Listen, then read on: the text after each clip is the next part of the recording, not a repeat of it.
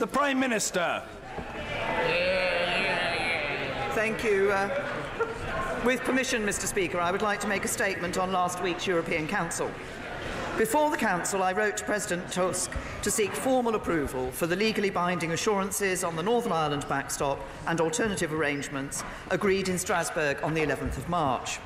I reported your statement, Mr. Speaker, which made clear that for a further meaningful vote to take place, the deal would have to be fundamentally different, not different in terms of wording, but different in terms of substance. I explained that as a result, some honourable and right honourable members were seeking further changes to the withdrawal agreement, and I requested a short extension to the Article 50 process to the 30th of June.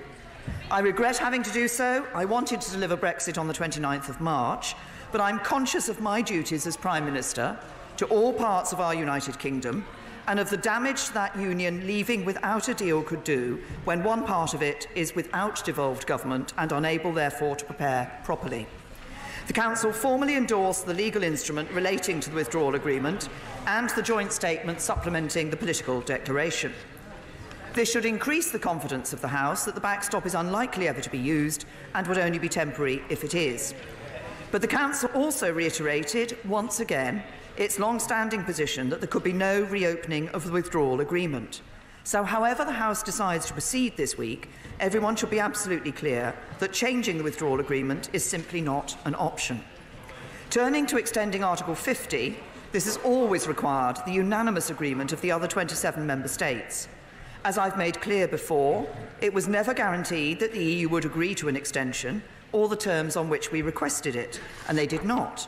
Instead, the Council agreed that if the House approves the withdrawal agreement this week, our departure will be extended to 11 p.m. on the 22nd of May. This will allow time for Parliament to pass the withdrawal agreement bill, which is legally necessary for the deal to be ratified. But if the House does not approve the withdrawal agreement this week, our departure will instead be extended only to 11 p.m. on the 12th of April. At this point, we would either leave with no deal, or we would indicate a way forward before this date for consideration by the European Council. If this involved a further extension, it would certainly mean participation in the European parliamentary elections.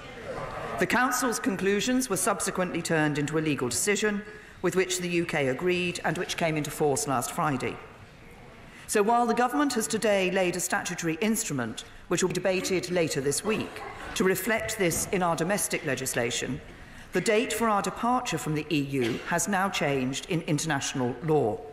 Were the House not to pass the statutory instrument, it would cause legal confusion and damaging uncertainty, but it would not have any effect on the date. Of our exit. Mr. Speaker, I continue to believe that the right path forward is for the United Kingdom to leave the EU as soon as possible with a deal, now on the 22nd of May. But it is with great regret that I have had to conclude that as things stand, there is still not sufficient support in the House to bring back the deal for a third meaningful vote. I continue to have discussions with colleagues across the House to build support so that we can bring the vote forward this week and guarantee Brexit. If we cannot, the Government made a commitment that we would work across the House to find a majority on a way forward. The amendment in the name of my right honourable friend, the member for West Dorset, seeks to provide for this process by taking control of the order paper. I continue to believe doing so would be an unwelcome precedent to set, which would overturn the balance of our democratic institutions. So the Government will oppose this amendment this evening, but in order to fulfil our commitments to this House, would seek to provide Government time in order for this process to proceed. It would be for this House to put forward options for consideration and to determine the procedure by which they wish to do so. But I must confess that I am sceptical about such a process of indicative votes. When we've tried this kind of thing in the past, it's produced contradictory outcomes or no outcome at all.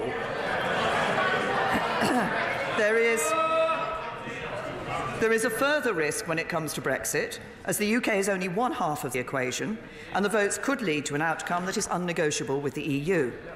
No government could give a blank cheque to commit to an outcome without knowing what it is.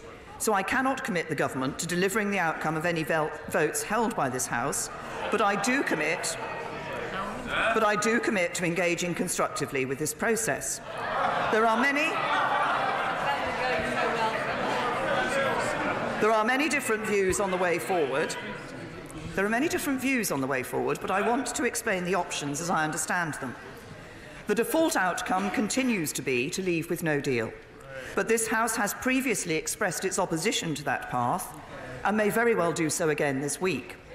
The alternative is to pursue a different form of Brexit or a second referendum. But the bottom line remains: if the House does not approve the withdrawal agreement this week and is not prepared to countenance leaving without a deal, we will have to seek a longer extension.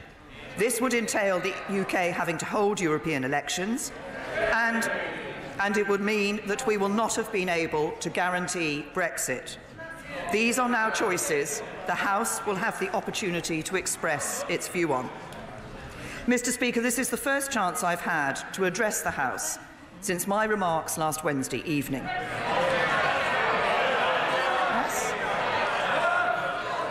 The House must calm itself. The Prime Minister is addressing the House and must be heard. Colleagues know from the record that they have a full opportunity to question the Prime Minister.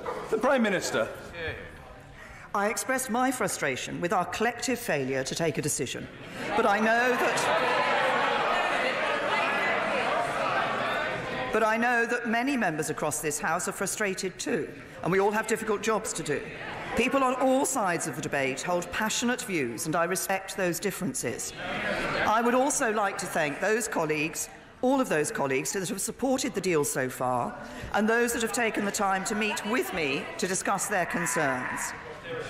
I hope we can all agree we are now at the moment of decision, and in doing so we must confront the reality of the hard choices before us.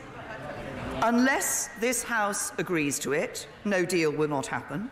No Brexit must not happen, and a slow Brexit, which extends Article 50 beyond the 22nd of May, forces the British people to take part in European elections and gives up control of any of our borders, laws, money or trade, is not a Brexit that will bring the British people together.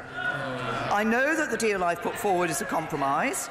It seeks to deliver on the referendum and retain trust in our democracy, while also respecting the concerns of those who voted to remain.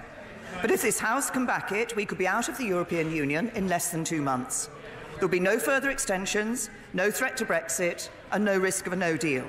That, I believe, is the way to deliver the Brexit the British people voted for, and I commend this statement to the House.